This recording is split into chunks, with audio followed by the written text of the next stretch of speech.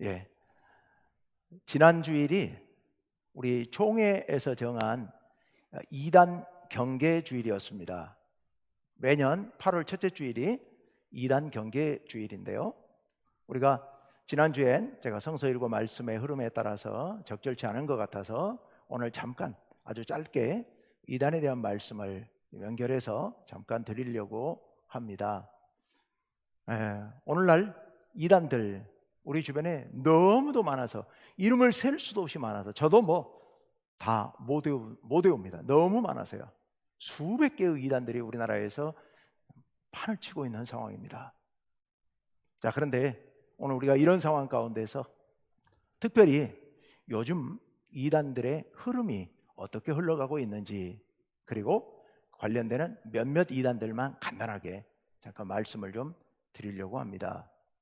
최근에 어제 그제 뉴스에 보시면 신천지 이만희 교주가 재판에서 일부는 유죄 판결을 받고 일부는 무죄 판결을 받았다고 하는 뉴스가 크게 나왔는데요.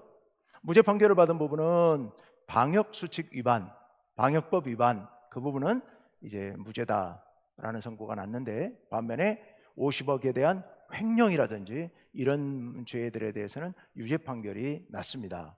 물론 집행유예로 실형을 살지는 않게 됐습니다만은 그런 일이 있었죠. 얼마 전에, 몇 달 전에 우리가 뉴스에 보면 이런 뉴스들이 가끔 이렇게 나옵니다. 신천지에서 대대적인 헌혈 운동을 했다고. 그게 물론 자기들이 좀 확대해서 보도를 하긴 합니다만은 어쨌든 대대적인 보도들이 나오고 있습니다. 신천지가 왜 그런 일을 할까요? 코로나 초기에 신천지가 큰 어려움을 겪었고, 그로 인해서 신천지의 실체가, 또 신천지의 문제점들이 세상에 많이 드러나게 됐었죠. 그래서 큰 어려움을 당했을 겁니다. 그러면서 신천지가 생각을 하는 거죠. 이 상황을 어떻게 타개해 나갈 것인가. 그러면서 활동 방향을 살짝 수정을 하는 것 같아요. 그 수정 방향이 뭐겠습니까? 감출 것은 아마 더 은밀하게 철저하게 감추고, 그리고 공개적으로는 신천지 교회가 마치 합법적인 정상적인 교회인 것처럼 대외적으로 자신들을 포장하고 홍보하고 하는 일에 더 관심을 기울이게 된 겁니다. 그래서 아예 공개적으로 이제는 신천지라고 공개하고 전도하지 않습니까? 저는 지금까지는 교회 안에 은밀히 비밀리에 들어가서 침투해서 사람들을 설득하고 데려오고 했었는데, 이제는 그렇게 하지 않습니다. 물론 병행하겠지만 이제는 아예 공개적으로 신천지를 마치 정상적인 종교 집단인 양 그렇게 합법화하고 사람들에게 정상적인 교회로 인정받으려고 하는 그런 흐름으로 흘러가고 있습니다. 근데 사실은 신천지보다 더 크고 더 무서운 이단이 있는데, 이쪽에서는 이미 오래전부터 그렇게 가고 있었죠. 그런 이단 사이비가 하나님의 교회, 세계복음협회인가 그런 이름이 있는데요. 하나님의 교회, 자기들이 발표한 말대로 하자면 교세가 전 세계적으로 330만 명이랍니다. 엄청난 숫자죠. 신천지가 자신들이 발표하는 숫자가 30만이 좀 안 되는 걸로 알고 있거든요. 근데 330만 명이래요. 사회적인 문제로 본다면은 심각한 문제일 수 있습니다만은 사회적으로 그렇게 문제되지 않습니다. 왜냐하면 처음부터 전략을 그들이 이렇게 사람들에게 긍정적인 이미지를 줄 수 있는, 이미지를 그렇게 잘 포장하는 전략을 써왔기 때문에 우리 잘 모르고 있는 겁니다. 별다른 문제 없는 것처럼 그렇게 알려져 있는 겁니다. 우리가 잘 아는 것처럼 그들은 사회적인 봉사활동 같은 것들을 열심히 하죠.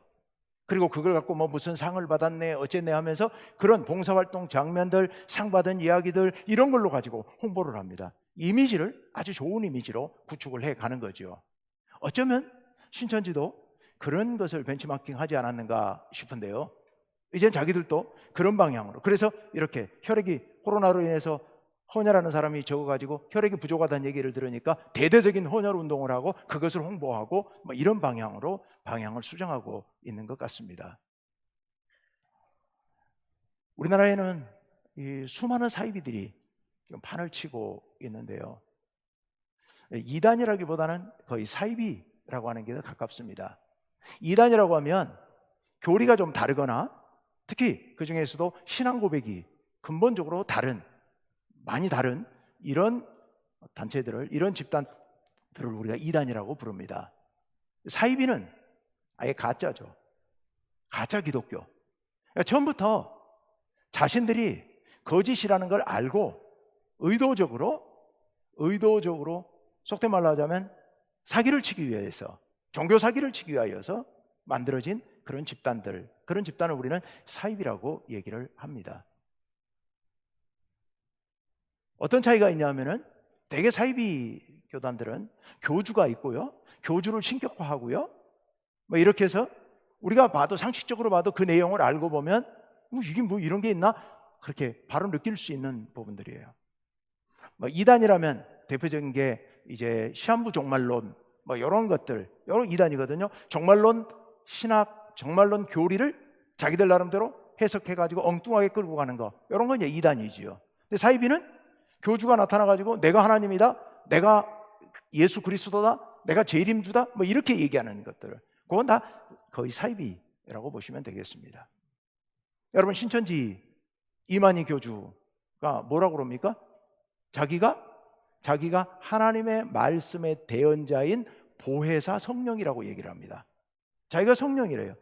자기가 하나님의 말씀의 대언자라고 얘기를 해요. 그리고 하나님 나라의 실상을 자기가 봤다. 그래서 그 실상을 가르친다 라고 얘기를 해요.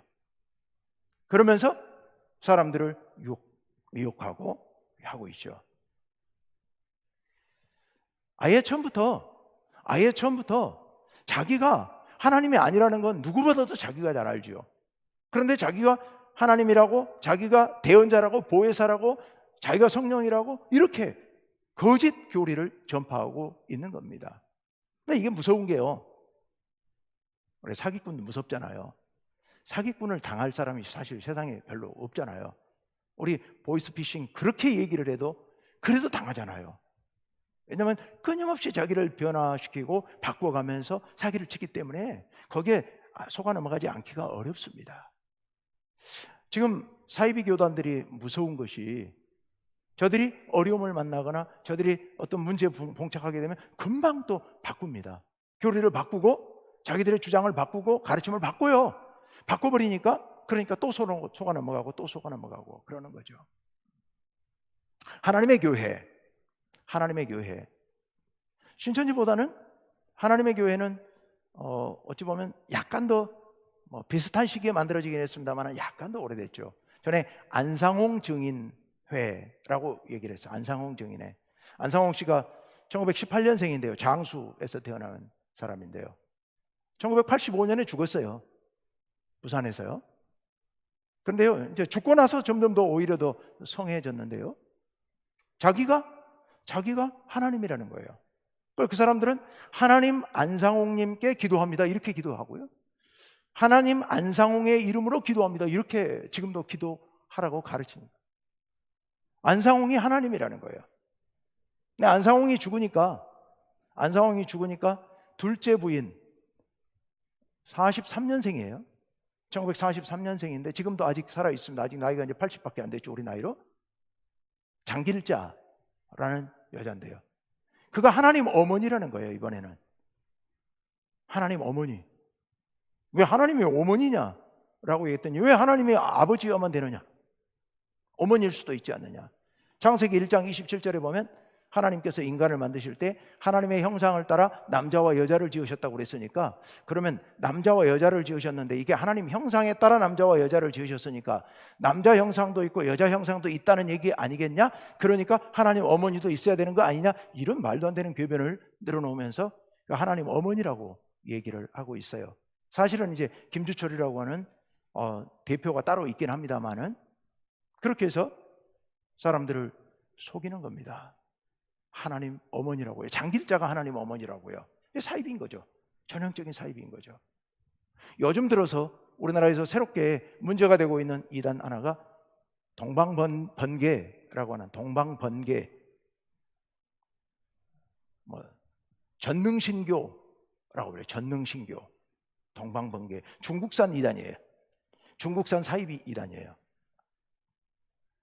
중국에서 만들어졌는데 그거 뭐 오래되지도 않았습니다. 불과 한 30여 년 전에 중국에서 만들어졌는데 이게 세계적으로 문제가 되고 있습니다. 중국에서 사이비로 불법으로 판정을 받고 핍박을 받으니까 붙잡혀서 형을 살고 추록하자마자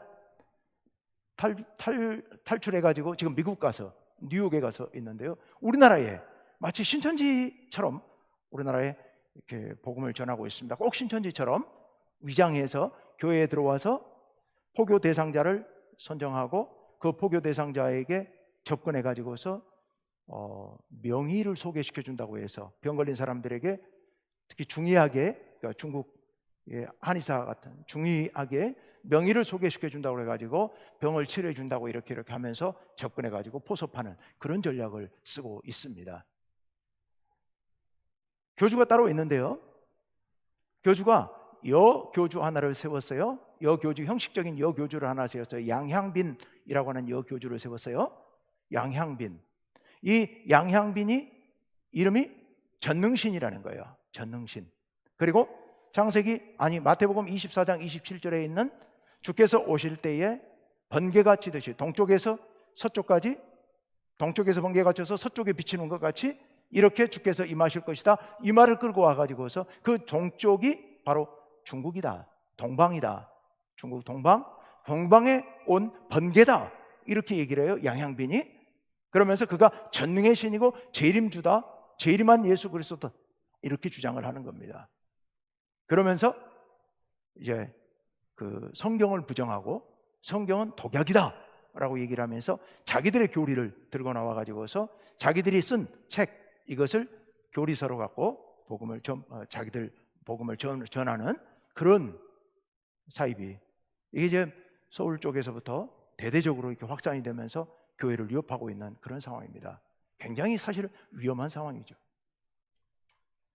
많은 돈을 가지고 와서 부동산들을 대대적으로 유스 호스텔 이런 데를 사서 그런 데로 데리고 가서 수련회 한다고 하면서 사람들을 유혹하고 끌고 들어가고 지금 이런 상황에 있습니다.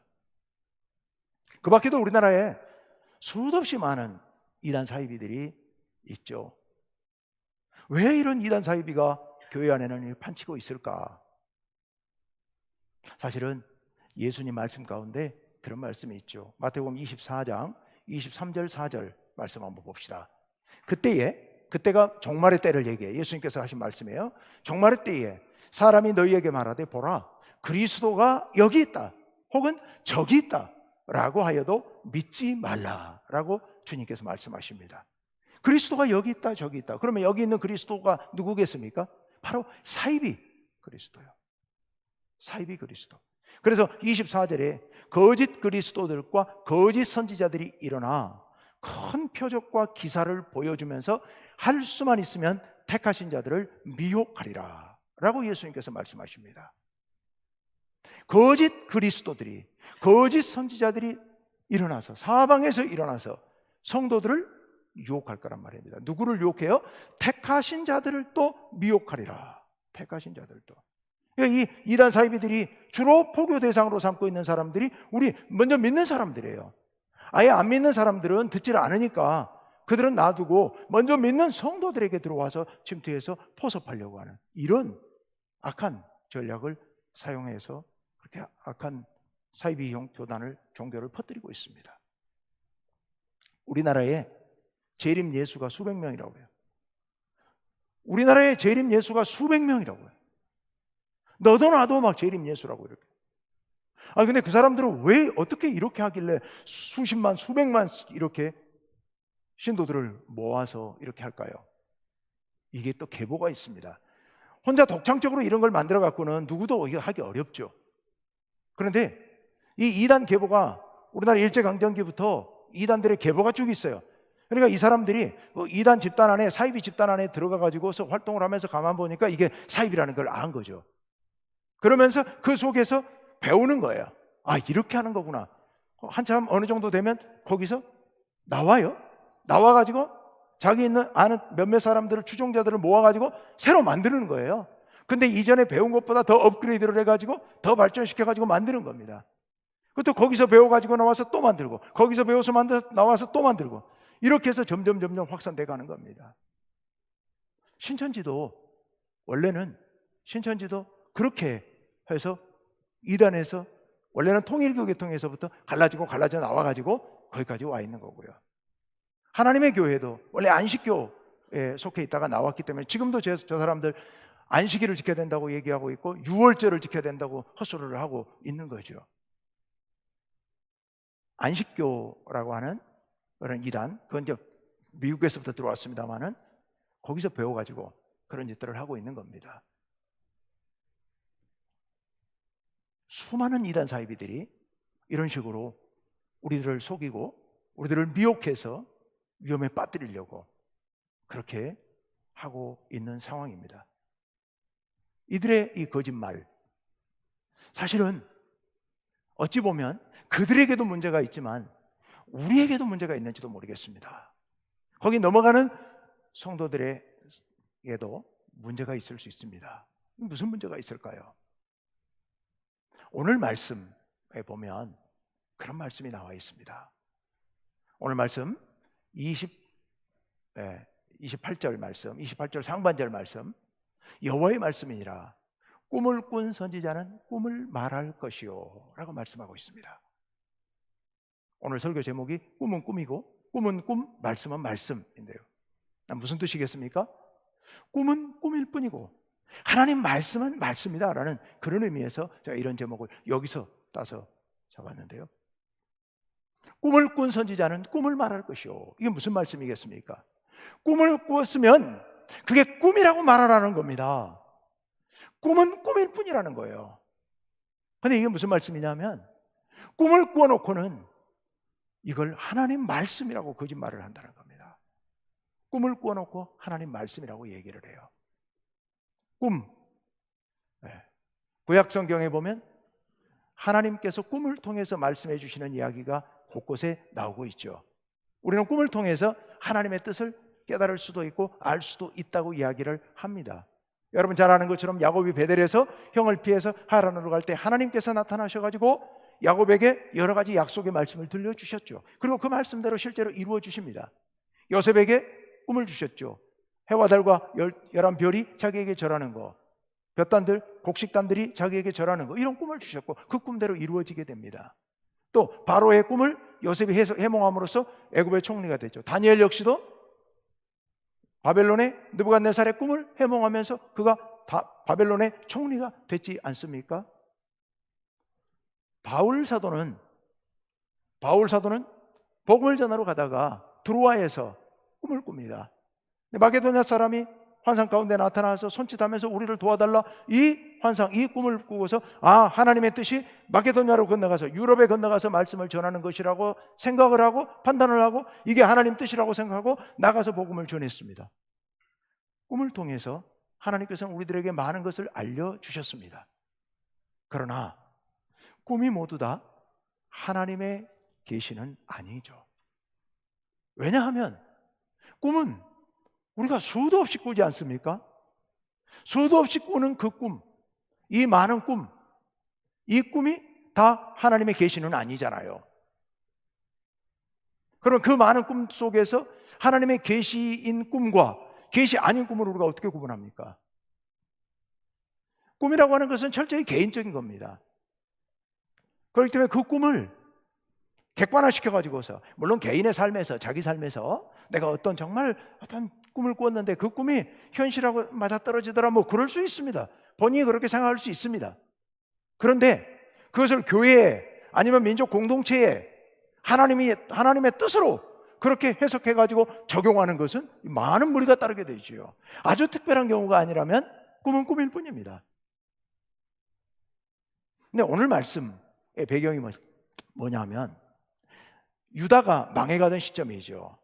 유다가 바벨론의 공격을 받아가지고서 나라가 왕이 포로로 끌려갑니다. 여호야긴 왕과 그 왕자들과 많은 신하들이 포로로 끌려갔습니다. 그리고 나서 대신 여호야긴 왕 삼촌 시드기야를 억지로 세워서 왕으로 세워놨습니다. 그리고 매년 조공을 바치도록 그렇게 해놨습니다. 그리고 나서 몇 년이 지났죠. 몇 년이 지나고 나니까 서서히 이 시드기야 왕과 그 밑에 신하들이 생각이 바뀌기 시작하죠. 바벨론이 먼 나라이고, 그리고 그때 한번 그러고 난 뒤에 떠나가고 다시 오지 않으니까, 그러니까 이 바벨론을 배반하고 애굽에 가까이 해야 된다는 생각이 나오기 시작합니다.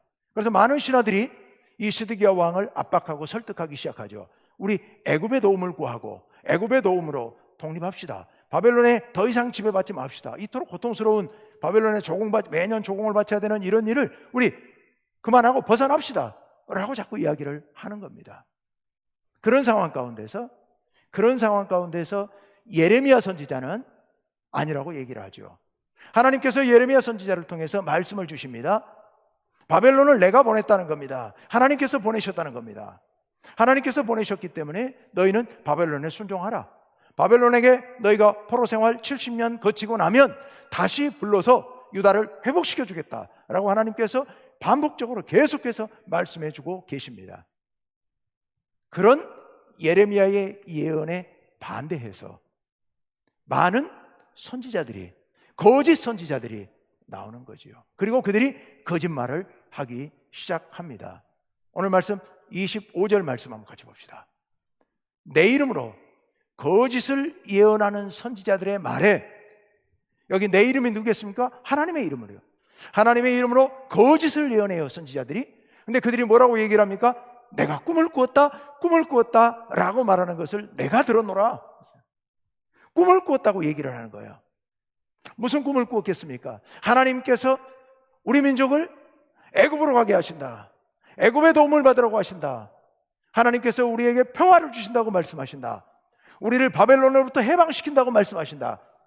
이런 꿈 얘기를 계속해서 얘기를 하면서 예레미야가 전파하고 있는 하나님의 말씀과 정반대 얘기를 하고 있는 겁니다. 내가 꿈을 꾸었다라고요.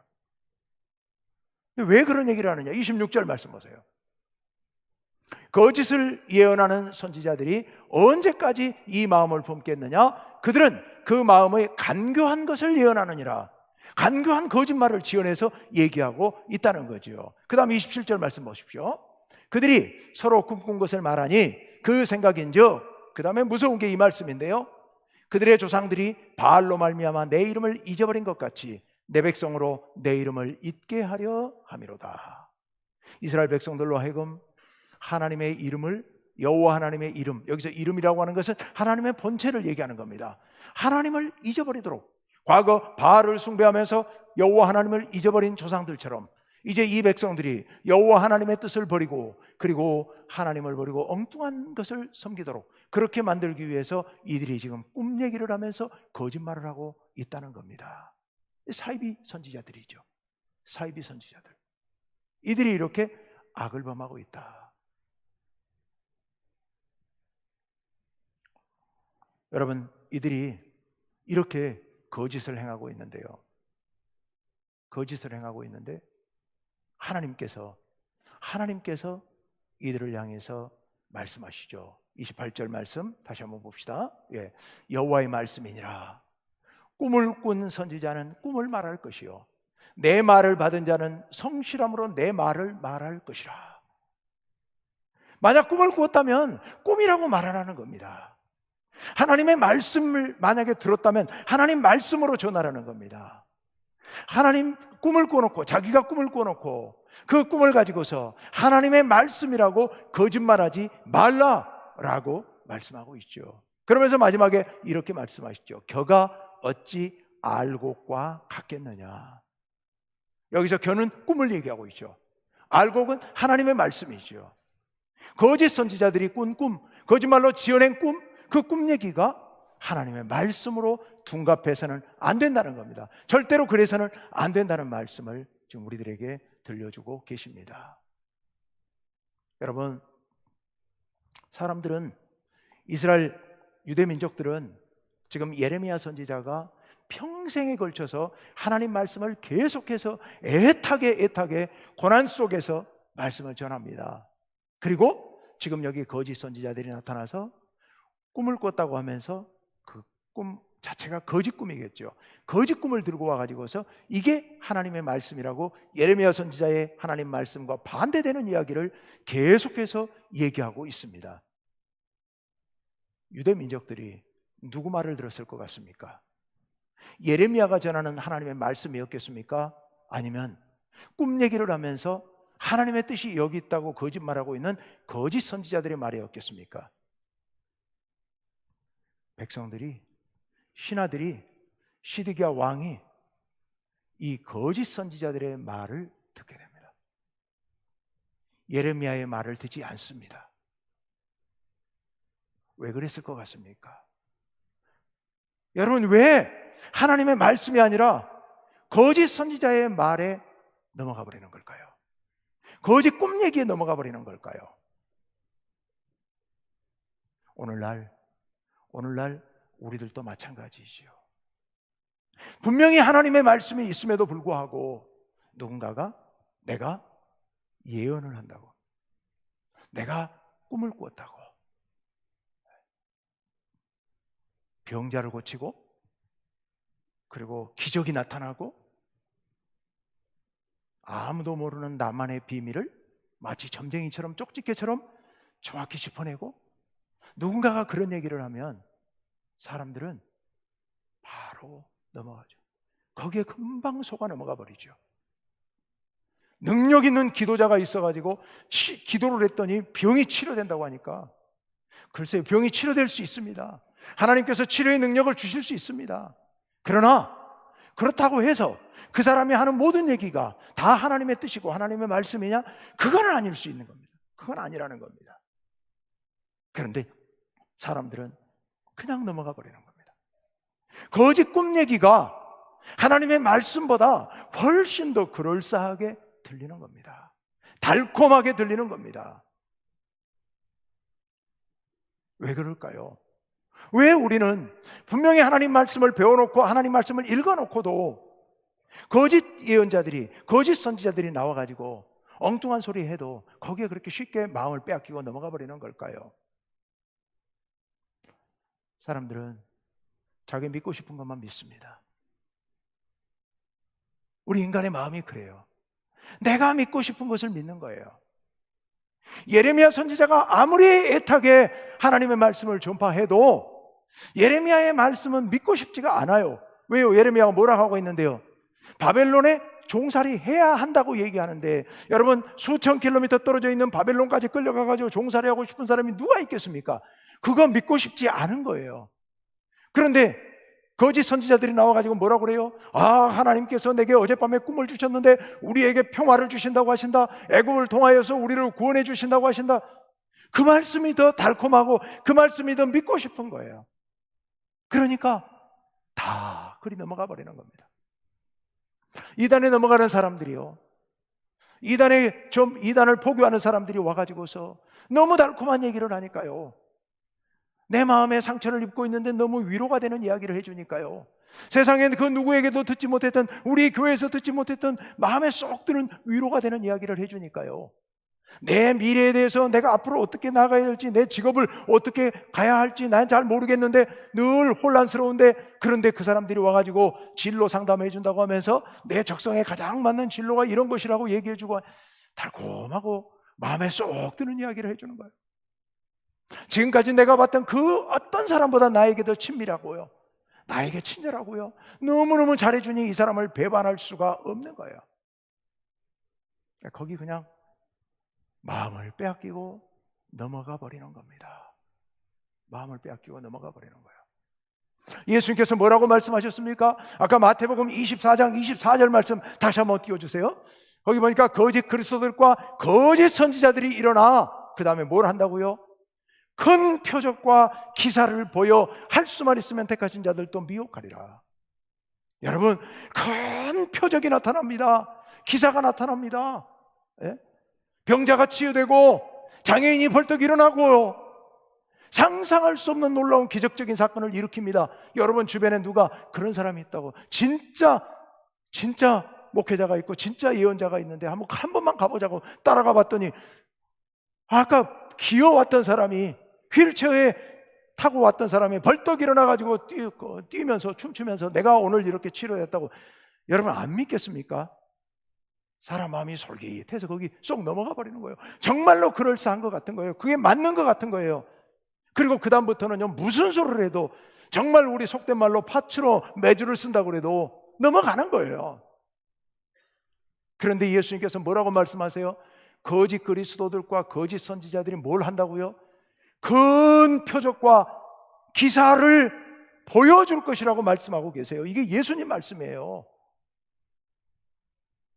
여러분, 현혹되지 맙시다. 거짓말에 넘어가지 맙시다. 눈에 보이는 거 아무리 큰 표적이 일어난다 하더라도 그거는 거짓 선지자들, 거짓 그리스도들이 그렇게 할 수 있다고 예수님께서 분명히 말씀하셨거든요. 거기 넘어가면 안 돼요. 그러면 어떻게 해야 됩니까? 우리는 오늘 말씀 29절에서 하나님께서 이런 말씀하십니다. 우리 다 같이 한번 읽어봅시다. 여호와의 말씀이니라, 내 말이 불같지 아니하냐, 바위를 쳐서 부스러뜨리는 방망이 같지 아니하냐. 아멘. 불같은, 방망이 같은, 여기 방망이로 번역을 해놨습니다만은 돌을 깨는 망치, 쇠망치, 해머. 돌멩이를 쳐서 깨뜨리는 해머. 모든 것을 불살라버리는 불. 무엇이 불과 해머라고요? 내 말이 하나님의 말씀이요. 하나님의 말씀이 그런 악한 거짓말, 악한 꿈, 악한 표적, 기사, 거짓 그리스도, 거짓 예언자들을 깨뜨리는 그런 불이고 그런 망치다, 쇠망치라고 지금 말씀하고 계십니다. 무엇이요? 하나님의 말씀이요. 하나님의 말씀이요. 66권 성경 말씀이, 여러분 누가 뭐라 해도 하나님의 말씀을 기준으로 판단해야 됩니다. 그러려면 우리가 늘 하나님 말씀 가까이 하고 말씀을 읽고 암송하고 공부하고 그 말씀 안에 살아야 됩니다. 그리고 누가 무슨 소리를 해도 하나님 말씀을 기준으로 판단해야 된다는 생각을 절대로 잊지 마시길 바랍니다. 이단 사이비가 무슨 소리를 해도 하나님 말씀에 맞지 않다면, 그리고 그 말씀의 해석과 관련해서는 우리 사도신경, 우리의 신앙 고백, 그리고 교회에서 가르치는 교리, 정통 교리, 이 교리를 기준으로 판단해야 됩니다. 그래서 거기에서 맞지 않다면, 옳지 않다면 그거 믿어서는 안 됩니다. 놀라운 표적이 일어나도 하나님 말씀으로 판단해야 합니다. 여러분, 하나님 말씀을 붙잡으십시오. 말씀이 이런 악한 이단들, 사이비들을 깨뜨리는 불이고 방망이입니다. 망치입니다. 이걸로 악한 이단들을 깨뜨리고, 그리고 온전한 믿음 가운데 서 계시는 성도님 여러분 되시기를 바랍니다. 그러기 위해서 다시 한번 말씀드립니다. 하나님 말씀을 굳게 붙잡으시길 바랍니다. 꿈은 꿈일 뿐입니다. 꿈이 하나님 말씀은 아닙니다. 어떤 예언도 하나님 말씀에 맞지 않으면 그것은 거짓 예언이 될 수밖에 없습니다. 어떤 표적이 나타나도 거짓 그리스도가 행하는 표적일 수도 있습니다. 하나님 말씀을 굳게 붙들고 승리하시는 성도님 여러분 되시기를 간절히 원합니다.